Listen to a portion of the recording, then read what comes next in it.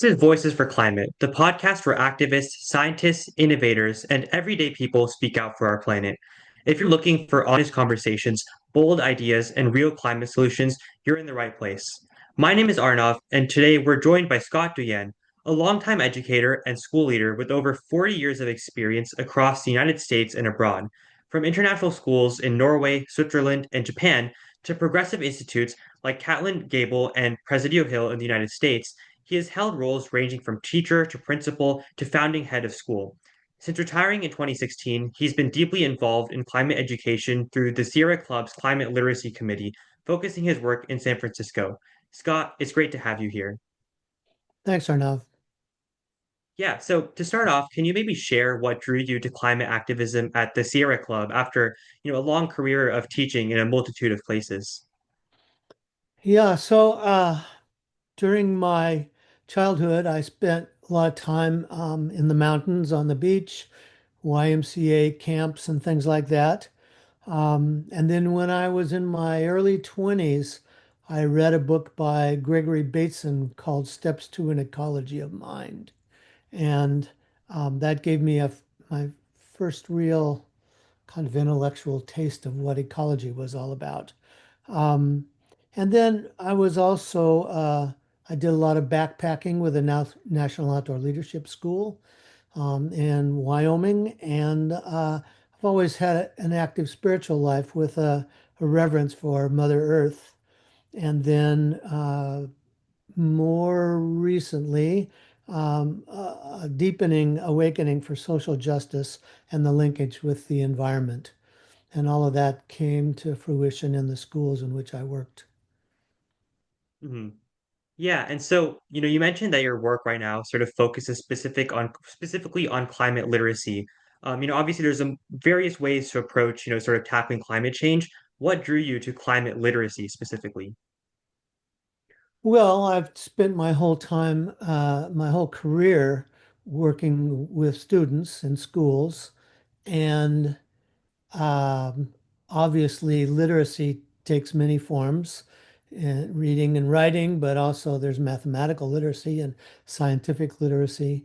And it became increasingly clear that climate change was threatening our planet and would be threatening the lives of these students that I was working with.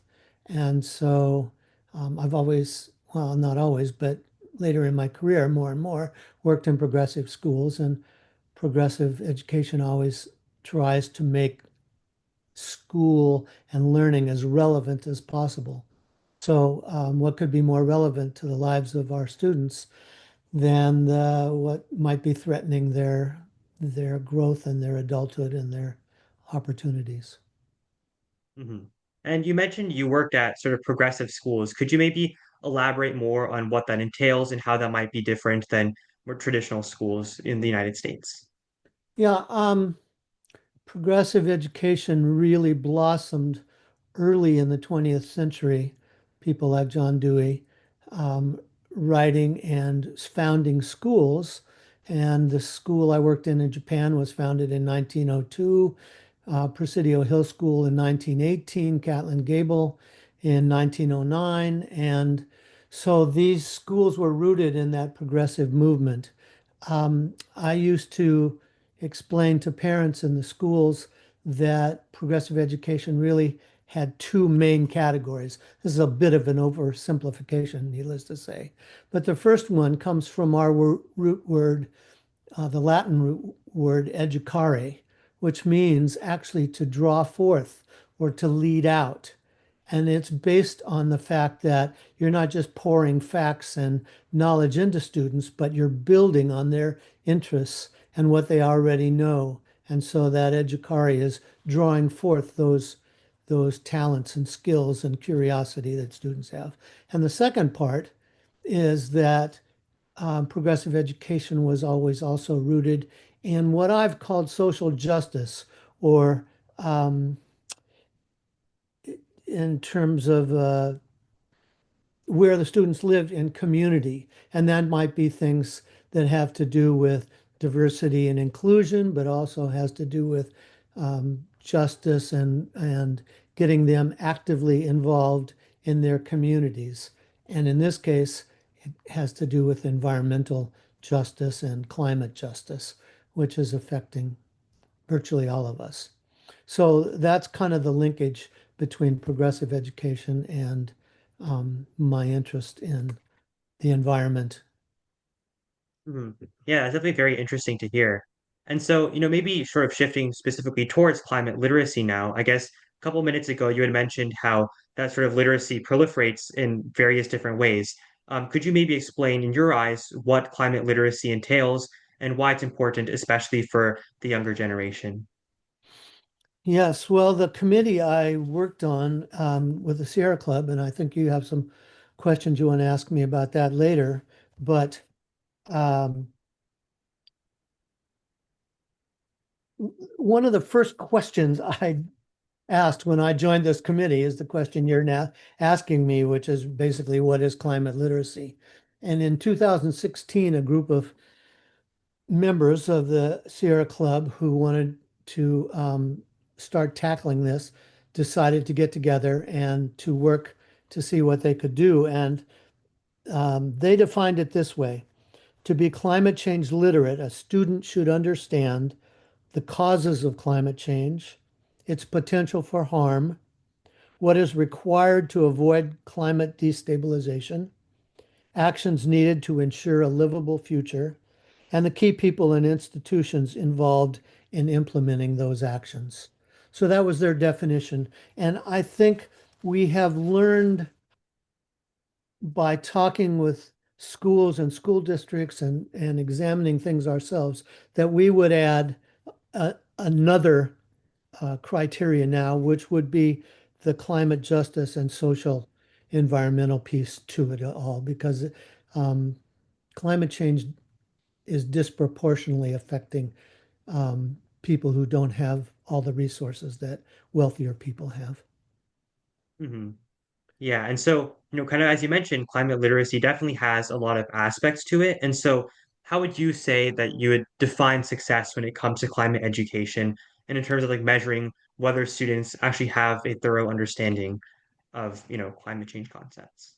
Yeah. So the way I think about success there is that there would be a deep understanding of climate, um, what a normal or healthy climate looks like. That's where you start with young kids.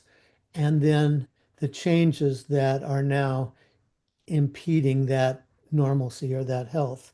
Um, and then the second thing would be that students, once they have a deep understanding, they're actually acting on their understanding.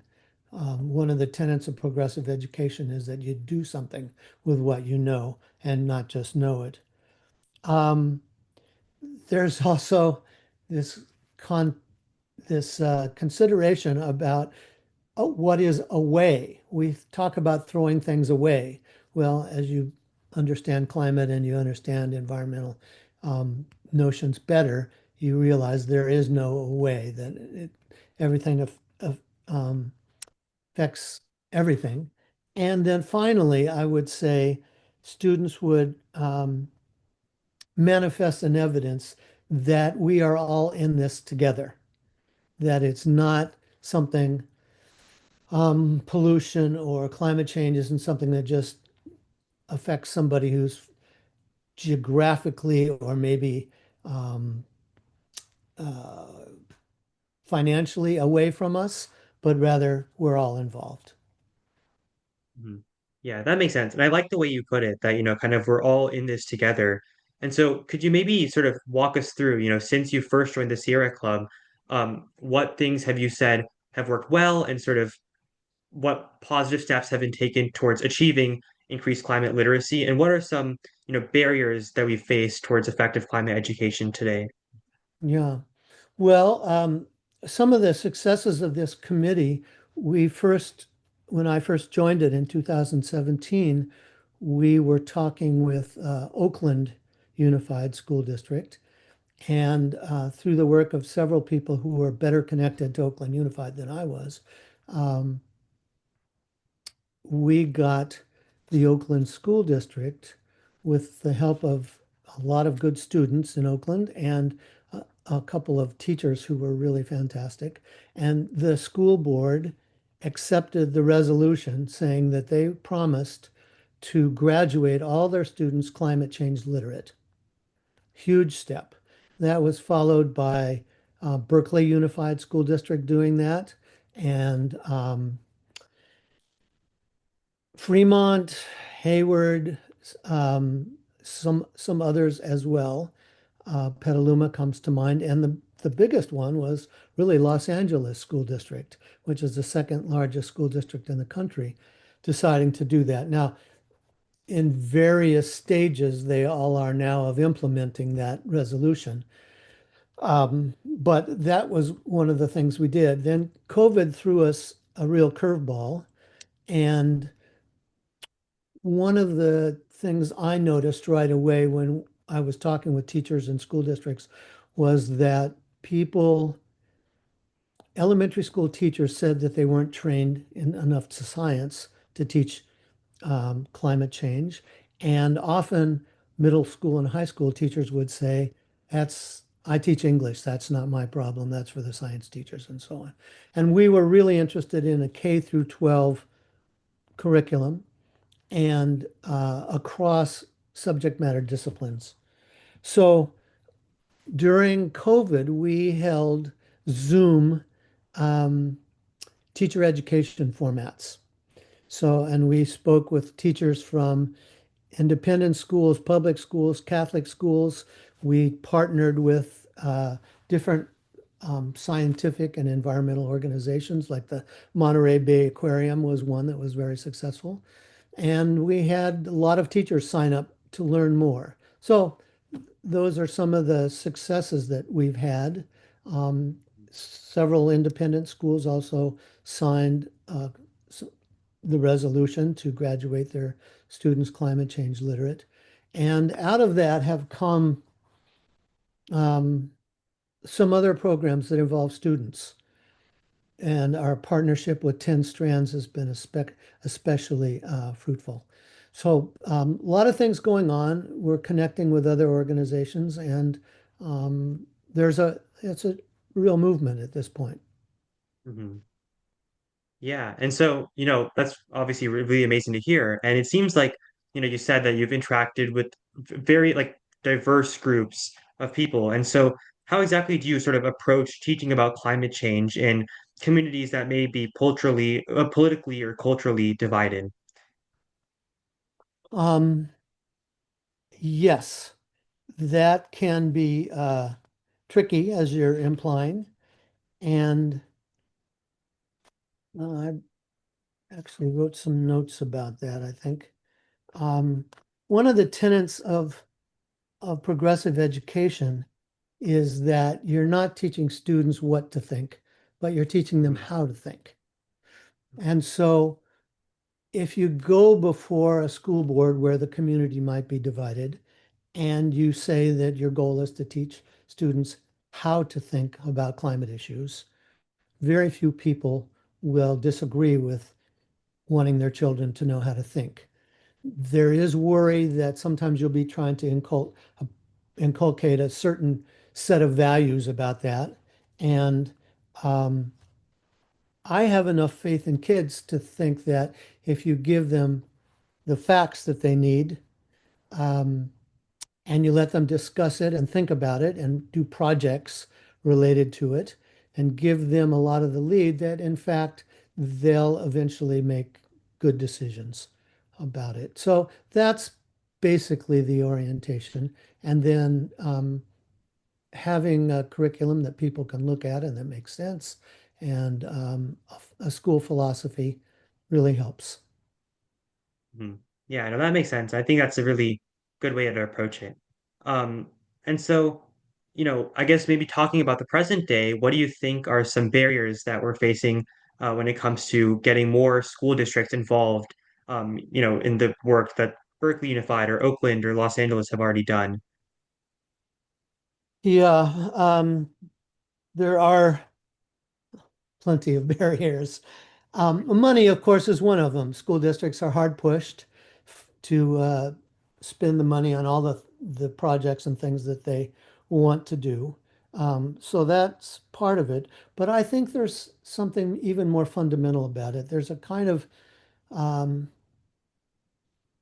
leaning towards tribal identity that people have. And that tribal, I just read something today that there was someone who's been incarcerated in one of these I don't know what to call them, internment camps that have been set up recently. And this woman said that she would be a follower of the people who put her in there until the day she died. So she's clearly kind of stuck in something that's not really good for herself, but her tribal identity is to be on that side. Um, and then, of course, the whole idea that you have to be on a side that doesn't include everybody, that's us and versus them, that's a problem. Inequality is another barrier. It's harder for people who don't have as many resources or as much money to fund the kind of teacher education and things that you'd need.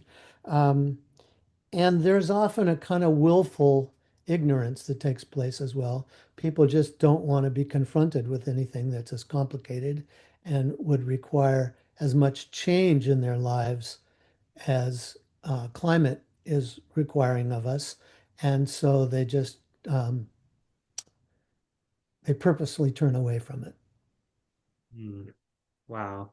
Yeah, and I mean, if it's possible for you to tell, like what sort of demographic do you think this kind of occurs with? Is it with children? Is it more with like their parents or, some other demographic?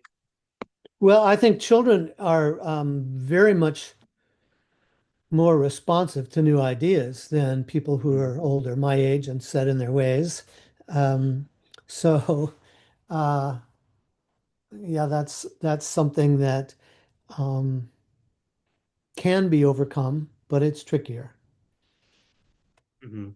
And so of the schools that, have already implemented climate literacy measures, do you think that these schools are doing enough, or is there something you would say like there needs to be some change even within those schools as to how they're teaching about climate change? Well, I don't know of any school district or school that I know that is doing enough. There's all the barriers that we just talked about. Right. Um, And very often I've noticed that when you go into a school and you suggest making change, um, there will always be some champions who see the change that's necessary and will get on it right away. And there'll be other, um, everything from board members to faculty members to students who will drag their feet about it and will take a while to get on board. There's early adopters in almost everything. And Mhm. so yeah, it requires some patience. So to get everybody on the same page in a school is a major challenge of school administrations. Certainly was in mine, even though I was working with progressive educators who are usually open to change and doing the right thing. Mhm. I see. Yeah, and so, since you mentioned that sort of the youth are more receptive to climate education, I guess maybe now shifting focus, how would you say, what advice would you maybe give to youth who are looking to start in climate work, who know and care about climate change, but might not know where to start? Yeah, well, there's just a lot growing, more and more available all the time. I would say to especially younger people, I have grandchildren now, one 12-year-old and one 9-year-old. Take advantage of the camps. There are lots of camps that are doing things. The state parks have, I just learned about $750,000 that they're giving out to people who can take kids into the state parks. Um, because one of the things you want to do is create opportunities for children to be out in the natural world. They won't want to preserve it. They won't want to work for it, be activists for it if they don't come to love it. And so all of us are tied deeply to the natural world, and getting a chance to be out in it would be one thing. Um, join groups for older students, join groups that have an environmental focus. There's lots available. The Sierra Club, the committee that I've been working with, we always have students who are involved and coming to our meetings. There's lots online now, a lot of online education, and there are groups that are uh, primarily organized and run by students. The Sunrise Movement is a prominent one nationally, but there's also a Bay Area Youth Climate Activists um, group, and these are student groups. So get involved in that. Um, I have a friend who's now doing graduate work in college, but she was at a school that had like a January uh, semester, just short semester. And students during this time, this is a progressive high school, students were allowed to build curricula and teach a course themselves, else to do it. And she wrote an environmental climate literacy course. It only lasted a month, but that's the kind of thing that students are capable of doing. And then I'd say it's great for students if they can work with their parents. Greta Thunberg is a good example. She kind of led her parents to help her in all kinds of important ways. In one of my schools, a parent accosted me one day after school and said, "Well, now I suppose you want me to buy an electric vehicle," because her middle school son was coming home and telling her how much better electric vehicles. And that wasn't really part of the program or anything, but the kid had connected a few dots and realized that the car they were driving wasn't getting good gas mileage. So there's lots of things that students and um, young people can do. Mhm. Yeah, and also, for youth looking to maybe implement sort of climate literacy measures within their school or school district, is there any specific advice you'd give to those students? Yeah, it's good. I often suggest to students who have contacted me through the committee or some other resource um, a couple of things. One, to try and find mentor teachers in the school. There's bound to be somebody in a school who has this interest. Maybe they have children of their own and they're thinking about their future. Um, So find some mentors, some adults who can help you learn the ropes of how school works and where the power is and the decision makers and that kind of thing. And I also say to students like yourself who are heading into your last year of high school to develop some underclassmen because the work takes a while and very seldom do all the changes that you want to see happen in 1 year. So Mhm. you need somebody to kind of carry on your work in future years. Yeah. So those are a couple of things. Mhm. Um, but students can also kind of demand educational opportunities. I think I mentioned that the school districts that have signed on to this climate change literacy resolution have the students have been the ones that the Board of Education in these districts has been most willing to listen to. Mhm. Now they have adults in the background who are willing to guide them and everything, but the students really do the best job. Uh, and also advocating for long-term thinking. So much of um, politics, which are based on the next election cycle, or even capitalism, which is based on the next quarterly profits, are based on short-term solutions, and those always shortchange long-term, almost always shortchange long-term solutions, which which are needed to really impact climate literacy. Mhm. Yeah, no, that's such amazing advice, and I think it's a very powerful note on to end on. So, Scott, thank you so much for joining us today and sharing your experience and insights And that's all we have today on Voices for Climate. If you enjoyed this episode, be sure to follow the show and share it with someone who also cares about building a more sustainable future. See you next time.